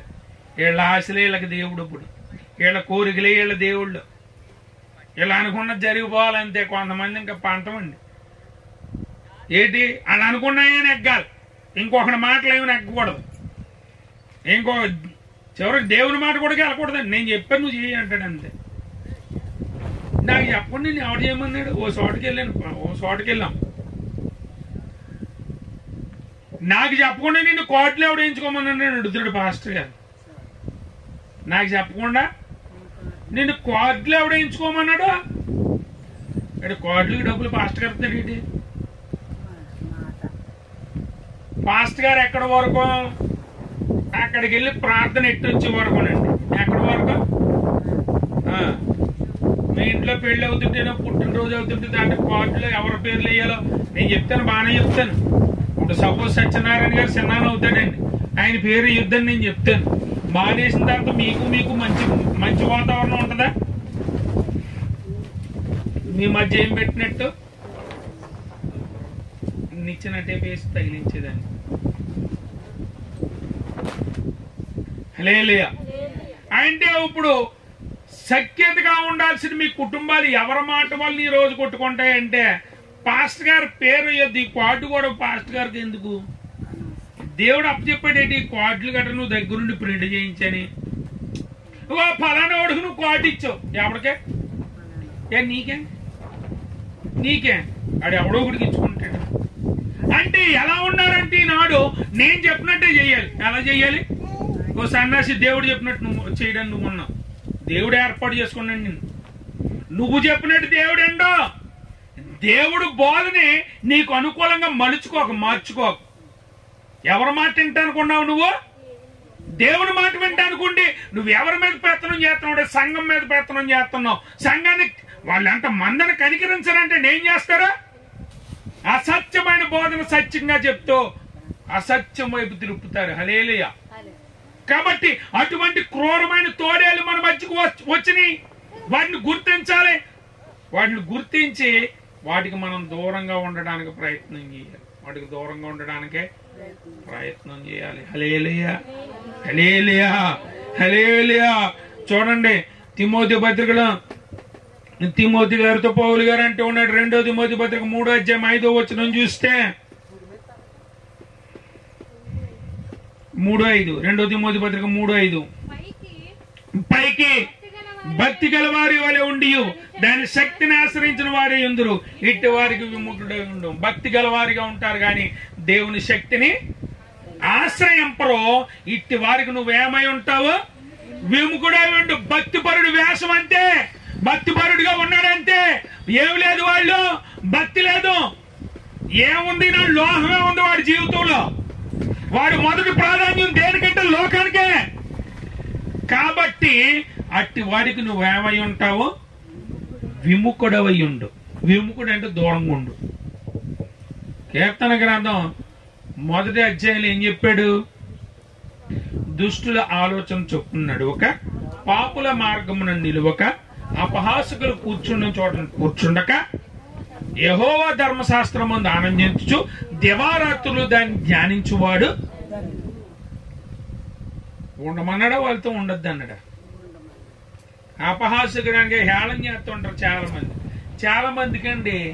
కొంతమందిని చూస్తే హేళన చేయాలని ఉంటుందండి. అటువంటి వాడు ఎవడంటే సాతాను దురాత్మ కలిగిన వాడండి. వాడికి దూరంగా ఉండాలి. ఎందుకంటే మరి లేవియా కాండం 19వ అధ్యాయం అనుకుంటున్నా అక్కడ అంటాడు కదా, కుంటువాడిని గుడ్డివాడిని కూడా హేళన చేయకూడదు అంటాడు. ఎందుకని?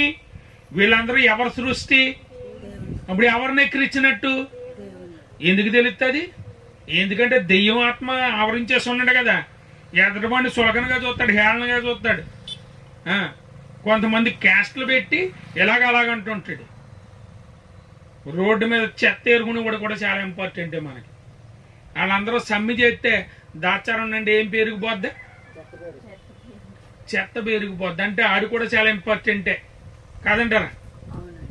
ఎవడ చిన్న చూపు చూడడానికి ఇక్కడ నువ్వు బ్రతుకు తెరువు రీత్యా ఒక పని చేసుకుంటున్నాడు వాడు అంతే.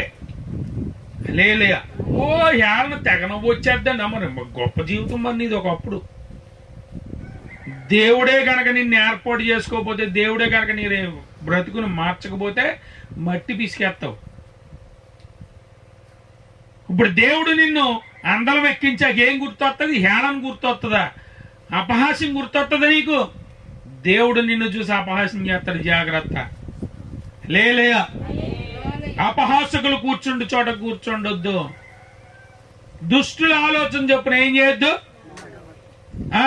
ఎందుకంటే వాడు పైకి భక్తి గలవాడి వల్ల వేషం వేసుకున్నాడు, అంతేగాని భక్తి కలిగి దేవుడి శక్తిని ఆశ్రయించేవాడు కాదు. వాడు భక్తి కలిగి దేవుడి శక్తిని ఆశ్రయించేవాడుగా ఉండాలి. ఈనాడు భక్తి కలిగి ఎవరి శక్తిని ఆశ్రయించాలి?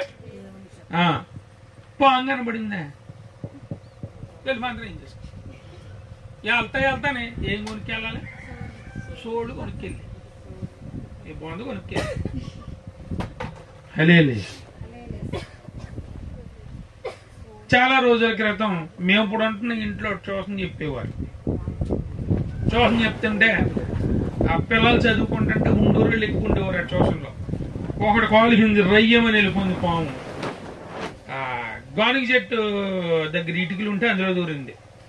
ఈ లోపల మా ఫ్రెండ్ అతను రాజు అని నాకు ఫోన్ చేశాడు. ఇద్దరం చాలా క్లోజ్. అరే తమ్ముడు ఎక్కడ ఉన్నా గమ్మునరా, పాము వచ్చింది అన్నాడు. పోతున్నానని అని చెప్పేసి వెంటనే వచ్చాను. ఈ లోపు ఎవరి కోల కింద ఆడు మంత్రం గిల్లు వచ్చాడు. ఆడు వచ్చేసి డ్యాన్స్ గడి అతడు బొరతపోమంట పప్పమంట ఏం కాదు అని ఎగిరేస్తున్నాడు. ఏడ్రాడు ఆనందం అంటే బొరతపోమన్నారంటే అండి. అందుకని ఇంకో కుర్రాడు అన్నాడు, మన ఇద్దరం తీసేద్దామండి, నేను సాయం ఉంటానని మీకు అన్నాడు. సరే తీద్దామని చెప్పేసి గుట్ట మొత్తంతో అరేంజ్ చేయమండి. చివరికి ఏరులోంచి తలకాయ బయటకి పెట్టింది. ఒక్క దెబ్బ వేసేసరికి దాంట్లోంచి ఏం తొందర పాము. ఏం పాము? అది బురద పాము అంత ఉంటుందా? ఏం పాము అని చెప్పారు అంటే వాళ్ళకి తెలియని విషయాలు కూడా తెలిసినట్టు చెప్తారు. ఎవరు వీరు? మంత్రాలు వేసి అక్కడ బతుకు తీరు ఉండాలని తప్పు పట్టకూడదు అనుకోండి. మనం అక్కడ బతుకు తీరు అది. హలేలుయా. మరి ఇప్పుడు ఎక్కడికి పరిగెడతాడు? ఎక్కడికి వెళ్ళమని చెప్తాడు ఇప్పుడు? ఎందుకంటే భక్తి గల వేషమే కానీ దేవుని శక్తిని ఆశ్రయించాలనే మనసు వాళ్ళే లేదు. దేవుని శక్తిని ఆశ్రయించడం. దేవుని శక్తిని ఆశ్రయిస్తే నువ్వు ప్రార్థన చేసి పంపుతావు కానీ ఎదురొచ్చి పంపేవాడిని. ఈనాటికి ఎదురెళ్ళి అలవాటు చాలా మందికి ఉందా లేదా? ఎదురెళ్తారా? ప్రార్థన చేసి పంపుతారా? అంటే భక్తి గల వేషమే గాని దేవుని శక్తిని ఆశ్రయించడు. అట్టి వారికి ఏమై ఉండాలి? నువ్వు విముఖుడవై ఉండు, దూరంగా ఉండు. ఎందుకంటే పైకి భక్తి గల వేషమే కానీ దేవుని శక్తిని ఆశ్రయించడు. వేషధారులతో దూరంగా ఉండాలి. ఎందుకంటే వేషనైనా క్షమిస్తాడంటే కానీ దేవుడు వేషధారిని. కాబట్టి ఈ వేషధారులకు మనం దూరంగా ఉండాలి. ఎందుకంటే వీరు వేషాన్ని కనబరుస్తారు కానీ క్రైస్తవ లక్షణాలు, క్రీస్తు భావ సారూప్యం వారిలో ఉండదు. కాబట్టి మనం దూరంగా ఉండడానికి ప్రయత్నం చేయాలి. హల్లెలూయా, హల్లెలూయా.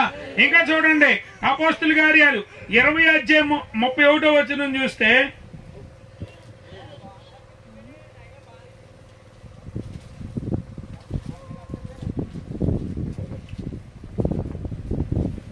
అపోస్తలుల కార్యాలు 20:31 కావున నేను 3 సంవత్సరములు రాత్రి పగళ్ళు కన్నీళ్లు విడుచుచు ప్రతి మనుషుని మానక బుద్ధి చెప్పినది మీరు జ్ఞాపకం చేసుకుని మెలకువగా ఉండండి. కాబట్టి మీరు ఏం చేయాలి? మానక కన్నీళ్లు విడుచుచు మీకు బుద్ధి చెప్పిన సంగతులన్నింటిని కూడా ఏం చేయాలి? ఎప్పుడు గుర్తుంటాయి తెలుసా అండి? మన టైం బాగున్నప్పుడే గుర్తుంటాయి. మనకి అన్ని బాగుండి 4 లోనికి వెళ్తే ఏం గుర్తుండదు? దేవుడు గుర్తుండదు, వాక్యం కూడా గుర్తుండదు. నీ కష్టకాలంలో అయ్యి బాబోయ్ దేవుడు అంటావు, దేవుడు మందిరాన్ని విడిచిపెట్టవు, ఎప్పుడు చూసినా మోకాళ్ళ మీద ప్రార్థన చేస్తూ ఉంటావు. అన్నీ తీరిపోయిన తర్వాత నీకు ఎవరు గుర్తుండరు? ఈనాడు మనం వింటున్న ఈ బోధ అంతా కూడా అనేక భక్తుల శ్రమానుభవాల నుంచి వచ్చింది. వాళ్ళ జీవితాలు ఏమి సజావుగా సాగలేదు. దేవుని కోసం వారు సమస్తాన్ని సమర్పించుకుంటే వాళ్ళు కొరడా దెబ్బలు, ఆకలి, చలి, అనేక సార్లు మరణాపాయాలు వచ్చి ఎంతో కష్టపడ్డారండి ఈ వాక్యాలు రాసిన వాళ్ళందరూ కూడా. ఈనాడు సోకాల్డ్ క్రైస్తవులుగా మనం భోగాలు వెళ్ళబోసేస్తా అయ్యి బాబు అని ఆయనతో బొత్తులు లేడని ఎత్తనమ్మా. హల్లెలూయా, హల్లెలూయా, హల్లెలూయా. జ్ఞాపకం చేసుకోండి, మెలకువగా ఉండండి. చివరి దినాల్లో, ఈ అంచె దినాల్లో అపాయకరమైన కాలాలు వస్తాయి. ఈ అపాయకరమైన కాలాలు ఎవరి రూపంలో వస్తాయంటే అబద్ధ బోధకుల రూపంలో, అబద్ధ ప్రవక్తల రూపంలో, సత్యాన్ని మార్చి సత్య దూరమైన విషయాల్ని సత్యమని బోధించే వారి రూపంలో వస్తాయి. వీటన్నిటిని బట్టి చాలా జాగ్రత్తగా మెలకువగా ఉండండి అని చెప్తూ ఉన్నాడు. హల్లెలూయా. మత్తయి సువార్త 24:42 చూస్తే,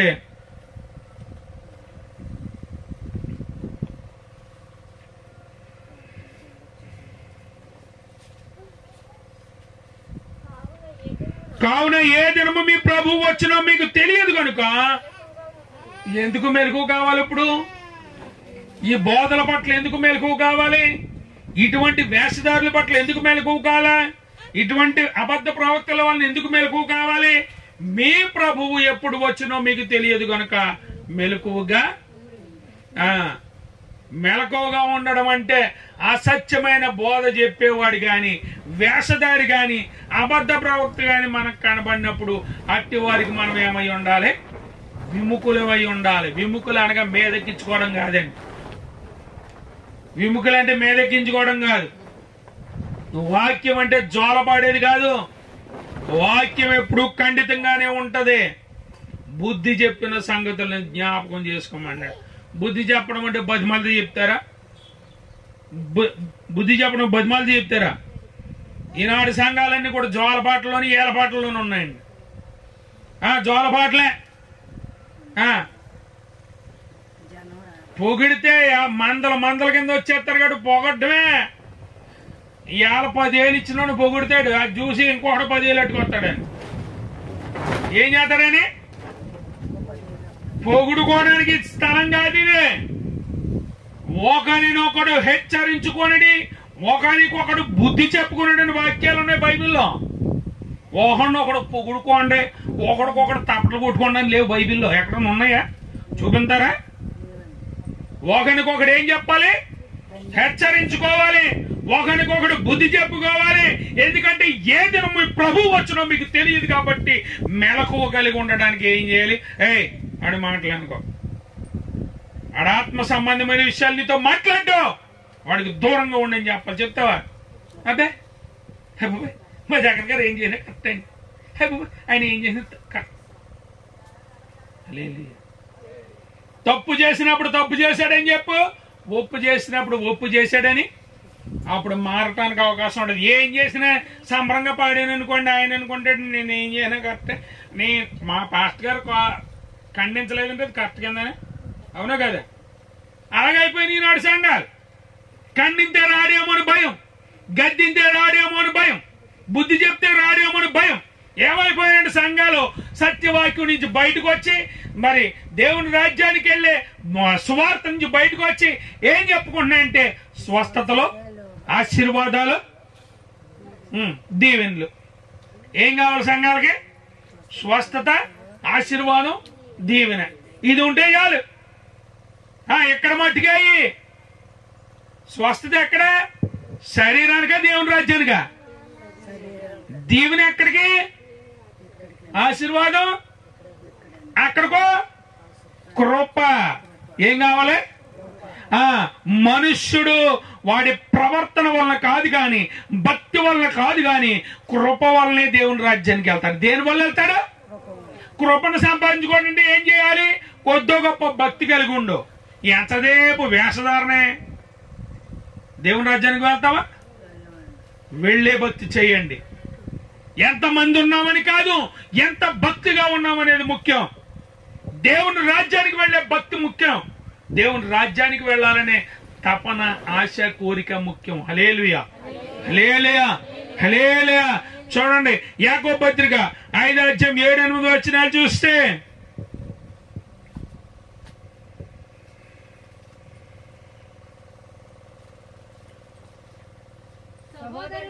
సహోదరులారా ప్రభు రాకడ వరకు ఓపిక కలిగి ఉండుడి. చూడుడి, వ్యవసాయకుడు తొలకరి వర్షమును కడవరి వర్షమును సమకూడు వరకు విలువైన భూఫలముల నిమిత్తము ఓపికతో కాచుకొనుచు దాని కొరకు కనిపెట్టును కదా. ప్రభు రాకడ సమీపించుచున్నది గనుక మీరు ఓపిక కలిగి ఉండడి, మీ హృదయములను స్థిరపరచుకోనడి. ఏం చేయాలి? దేవుని రాకడ సమీపిస్తుంది కనుక ఓపిక కలిగి ఉండు. ఓపికతో నీ విశ్వాసాన్ని కడముట్టించు, విశ్వాసాన్ని పోగొట్టుకోకు. వేషధారులను చూసి, అబద్ధ ప్రవక్తలను చూసి, ఈ లోక సంబంధమైన బోధన వైపు తిరిగిపోయి, పొగడతల వైపు తిరిగిపోయి, భజనల వైపు తిరిగిపోయి నీకున్న విశ్వాసాన్ని పాడు చేసుకోవద్దు. అంతము వరకు నీ విశ్వాసాన్ని కొనసాగించు. నీ భక్తి దేవుని రాజ్యానికి వెళ్ళడానికి, ఇక్కడ అనేకులతో పొగడబడ్డానికి కాదు. మహిమ మెప్పు ఎవరి వలన కలగాలి? మహిమ ఆయన ఇచ్చేదే.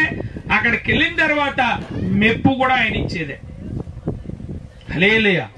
ఆయన మహిమకు మార్చకుండా అక్కడికి వెళ్ళలేవు. అక్కడికి వెళ్ళిన తర్వాత నిన్ను మెచ్చుకోవాలంటే ఇక్కడ మంచి పనులు చేసి ఉండాలి కదా. ఈనాడు ఏమున్నది నీ దగ్గర? మంచి ఏమున్నది? దేవునికి అనుకూలమైన పని నీలో. వేషం వేసుకున్నావు క్రైస్తవుడిగా, వేషం వేసుకుని వేషధారిగా బ్రతికేస్తున్నావు అంతే. భక్తి కలిగి శక్తిని ఆశ్రయించేవాడిగా లేవు. భక్తి కలిగి ఏం చేయాలి? దేవుని శక్తిని ఆశ్రయించు. ఈ లోకంలో ఉన్న శక్తిని కాదు, ఈ లోకంలో ఉన్న శక్తిని కాదు, దేవుని శక్తిని ఆశ్రయించు. హల్లెలూయా, హల్లెలూయా. అంతము వరకు నా సహోదరులారా, అంతము మట్టుకు మీరు ఎలా ఉండాలి?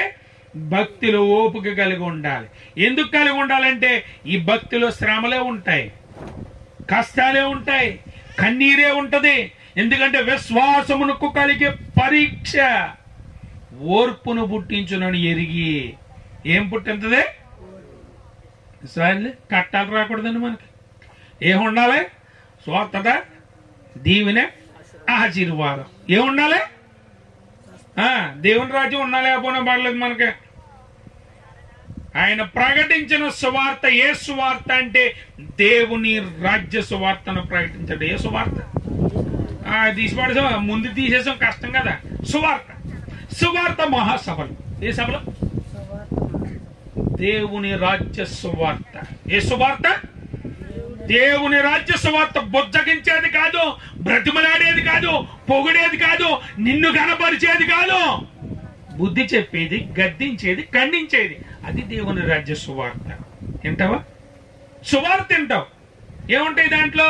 స్వస్థత, ఆశీర్వాదం, దీవెన, మేలుడు. ఇయ్యగల ఇయ్యంట దేవుని రాజ్య సువార్తను. ఎందుకంటే గుచ్చుకుపోతా ఉంటది ముళ్ళ మీద కూర్చున్నట్టు. హల్లెలూయా, హల్లెలూయా. ఏది వినడానికి నువ్వు ప్రయత్నం చేయాలంటే, ఏది కష్టమైందో అది వినడానికి ప్రయత్నం చేయి. దేవుని రాజ్యానికి వెళ్ళడం కష్టం.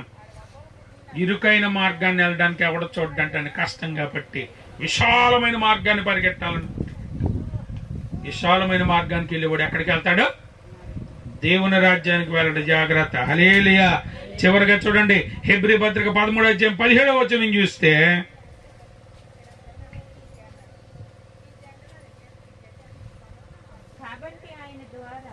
మీ పైన నాయకులుగా ఉన్నవారు లెక్క చెప్పవలసిన వారని మీ ఆత్మలను కాయిచున్నారు. వారు దుఃఖముతో పని చేసిన యెడల మీకు నిష్ప్రయోజనము గనుక దుఃఖముతో కాక ఆనందముతో చేయనట్లు వారి మాట విని వారికి లోబడి ఉండుడి. సేవకులు బాగా వాడుకునే మాట ఇదే. దేనికి సేవకుడి మాటకు లోబడమన్నాడు? బయట విషయాలు కాదు. ఏ సువార్త విషయంలో నిన్ను గద్దిస్తూ ఉన్నాడో, ఖండిస్తూ ఉన్నాడో, నీకు బుద్ధి చెప్తూ ఉన్నాడో, ఆ మాటలకు లోబడి ఉండి వారి మాట. ఎలా మార్చారంటే సేవకుడు స్వార్థంగా. సేవకుడు ఏం చెప్పిన ఈయన సత్యనారాయణ గారి ఇంటికి వెళ్ళి ఆయన కొట్టేసి వచ్చాను అనుకోండి, మీరు కొట్టేసి వచ్చేది. అందులో ఎవరి స్వార్థం ఉంది? గ్రహింపు లేదు. ఇంకా ఎవరికి వివాదం? పాస్టర్ గారికి, సత్యనారాయణ గారికి. కొట్టేసి వచ్చేయండి, గొర్రెల్లోకి వెళ్ళిపోతుంది. ఎవరో మీకు సంబంధం పెట్టి దాంట్లో కదా. ఆలోచించాలి కదా మీరు. పాస్టర్ గారు అంటాడు కొట్టే అంటాడు, కరిచి అంటాడు. ఎందుకంటే పాస్టర్ గారిలో దురాత్మ బయలుదేరింది కాబట్టి ఇప్పుడు కొట్టమని, కర్మని చెప్తాడు. హల్లెలూయా, హల్లెలూయా. పాస్టర్ గారు ఏం చెప్పినా వినాలమ్మా, పాస్టర్ గారికి ఎదురు చెప్పకూడదమ్మా. దేవుని రాజ్యానికి వెళ్ళరా మీరు? పాస్టర్ గారు చెప్పేది దేవుని రాజ్యానికి వెళ్ళడానికి నిన్ను ఖండిస్తే, అటువంటి క్రియలు లేనప్పుడు నీకు గద్దిస్తే, బుద్ధి చెప్తే, అలాంటి చెప్తే అమ్మ చాలా గాయం చేస్తున్నాడమ్మా. ఆయన ఏం చేస్తున్నాడు? దేవుడు వాక్యం నేను గాయపరిచింది సేవకుడు కాదు. సేవకుడికి ఏం అవసరం? నేను గాయపరిస్తే ఎవడన్నా లచ్చలట్టుకొచ్చిస్తాడా, వేలట్టుకొచ్చిస్తాడా? దేవుని వాక్యం నిన్ను గద్దించింది, దేవుని వాక్యం నిన్ను ఖండించింది, దేవుని వాక్యం నీకు గాయం చేసింది. వాక్యానికి లోబడు. దానికి లోబడతావా నువ్వు? లోబడు. విననొల్లని ప్రజలు అంటండి. ఎవరు విననొల్లని ప్రజలు? ఏం విననొల్లరు? దేవుని మాట విననొల్లరు. వినుటకు సిద్ధ మనసు కలిగిన వారు కారు, వాక్యమును అంగీకరించిన వారు కారు, వాక్యానుసారమైన జీవితం జీవించాలని ఆశ కలిగిన వారు కారు. కాబట్టి ఇప్పుడు వాక్యం ఏం చేస్తుంది? గుచ్చేసుకుంటది, పొడి చేసుకుంటది. కాకపోతే అటువంటి వాక్యం నీకు వినబడినప్పుడు ఆ సేవకుని మాట విని నువ్వేం చేయాలి? లోబడాలి. నిజంగా అటువంటి వాక్యం చెప్పాడు అంటే ప్రేమించే స్నేహితుడు ఏం చేస్తాడు? నీ నుంచి లాభం పొందేవాడు నిన్నెప్పుడు ఏమండో. ఎందుకంటే నీ వల్ల లాభం ఉంది కాబట్టి, ఒకవేళ నిన్ను గద్దిస్తే నువ్వు ఇచ్చే వెయ్యమో కాబట్టి నిన్నేం చేయడు? గద్దింటి ఎత్తావా, తిడితే ఎత్తావా? మీ ఇంటికి వస్తాను అండి జగన్ గారు, ఎత్తారా? తిడితే ఎత్తారా? తిడితే ఎవరో ఎప్పుడు ఎత్తారు? మా జగన్ అండి, మామూలుడు కదండి.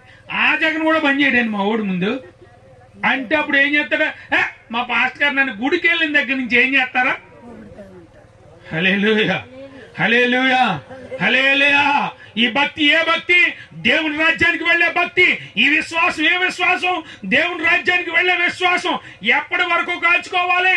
అంత మట్టుకు కాల్చుకోవాలి. అందుకని యాకోబు గారు చెప్తున్నారు, ఓపికతో ఉండు.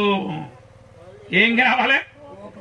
దీన్ని కాల్చుకోవడానికి ఓపిక కావాలి, దీన్ని దాచుకోవడానికి ఓపిక కావాలి, దీన్ని అలా ఉంచుకోవడానికి ఓపిక కావాలి. ఎందుకంటే నువ్వు ఏమాత్రం ఓపిక తప్పి ఫ్రస్ట్రేషన్ లోకి వెళ్ళావా, నీ భక్తి అంతా ఉసుకాకి కొండెక్కేద్ది. జాగ్రత్త. అబద్ధ ప్రవక్తలు మన మధ్యకు వచ్చారు, మోసపుచ్చే దురాత్మలు మన మధ్యకు వచ్చాయి. ఇవన్నీ కూడా ఏం చేస్తున్నాయి అంటే దేవుని మీద యుద్ధం చేయడానికి నలుమూలల నుంచి ప్రజలను పూగెడుతున్నాయి. యుద్ధం చేసే వాళ్ళే ఉంటావా? దేవునితో ఆయన సింహాసనం మీద కూర్చొని తీర్పు తీర్చే వాళ్ళు ఉంటావా అనేది నీ ఇష్టం. దేవుడు మంచి బోధన నీ దగ్గరే ఉంచాడు, దయ్యాల బోధన నీ దగ్గరే ఉంచాడు. వీళ్ళు ఎవరు బోధ ఉందే? దేవుని బోధ వినలేదు. దేవుని బోధ విన్నట్టే ఉంది కానీ దేవుని బోధ మీద విశ్వాసం లేదు. దయ్యం చెప్పగానే ఒక పండు రమ్యమైందని అప్పుడే రమ్యం అయిపోయింది ఏంటి? అది 2 మాటలు చెప్పగానే రోజు వస్తున్నాడంట, సాయంత్రం మాటలు చూసి వెళ్తున్నాడంట, మాట్లాడుతున్నాడంట, తినొద్దని చెప్పాడు. రోజు వచ్చేవాడు లేదు, అప్పుడే వచ్చింది మహాతల్లి. వెంటనే ఏం చేశాడు? రమ్యముగా ఉందంట. ఎలాగుంది? పాపం రమ్యంగా ఉంటుంది, పాపం అందంగా ఉంటది, పాపం చాలా తీయగా ఉంటది. కానీ అవ్వకి ఏం ప్రసాదించింది? అది మరణాన్ని ప్రసాదించింది. దురాశ గర్భమును ధరించి పాపమును కనును, పాపము పరిపక్వమై మరణమును. దురాశలు ఏముంది? అందమైన దాన్ని కాదు, నీకు ఇష్టమైన దాన్ని కాదు, ఖండితమైన దాన్ని, దేవుని రాజ్యానికి తీసుకువెళ్ళేదాన్ని ప్రేమించు. దేవుని రాజ్యానికి వెళతావు. అట్టి కృప దేవుడు మనందరికి అనుగ్రహించును గాక. మెయిన్ అమ్మేన్. ప్రార్థన చేసుకుందాం. మహోన్నతుడ మహాగణుడా, మీ గణనామానికి వందనాలు, స్తుతులు, స్తోత్రములు. నాయన ఉదయకాల సమయంలో ఈ ఆరాధన మీ ఆత్మశక్తి మీరు జరిగించిన విధానం బట్టి మీకు వందనాలు, స్తుతులు, స్తోత్రములు. నాయన ఈ చివరి దినాల్లో అపాయకరమైన కాలాలు వస్తాయని, ఆ అపాయాలు ఎలా వస్తాయో మేము చూసుకున్నాం.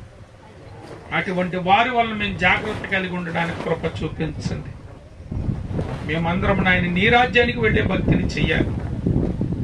మేమందరం నీ రాజ్యానికి వెళ్ళాలి. అట్టి కృపను మాకు ప్రసాదించండి, కృప చూపించండి, కనికరం ఉంచండి. అని వాక్యం ఉన్న వారందరూ కూడా మీరు దీవించి ఆశీర్వదించి వినిన వాక్యాన్ని హృదయాల్లో భద్రపరచండి. వాక్యానుసారంగా ఉండిన ఆయన నీ రాజ్యానికి వెళ్ళాలనే ఆశ, కోరిక, తపన మాలో ఉండాలి. ముఖ్యంగా నాయన మెలకువ కలిగి ఉండాలి. ఎవరు వేషధారుల వలె అబద్ధాన్ని బోధిస్తున్నారో, ఎవరు సత్యాన్ని బోధిస్తున్నారో, ఏది సత్యమో ఏది అసత్యమో గ్రహించుకునే గ్రహింపు మాకు కావాలి. అట్టి గ్రహింపును మాకు దయచే. నీ గొప్ప కృపలో మమ్మల్ని అందరూ కూడా భద్రపరచమని, నీ కృపా కనికరము తోడుగా ఉంచమని నజరేయుడైన యేసుక్రీస్తు నామమున అడిగి వేడుకొంచున్నాం పరమ తండ్రి. ఆమేన్. ఆమేన్.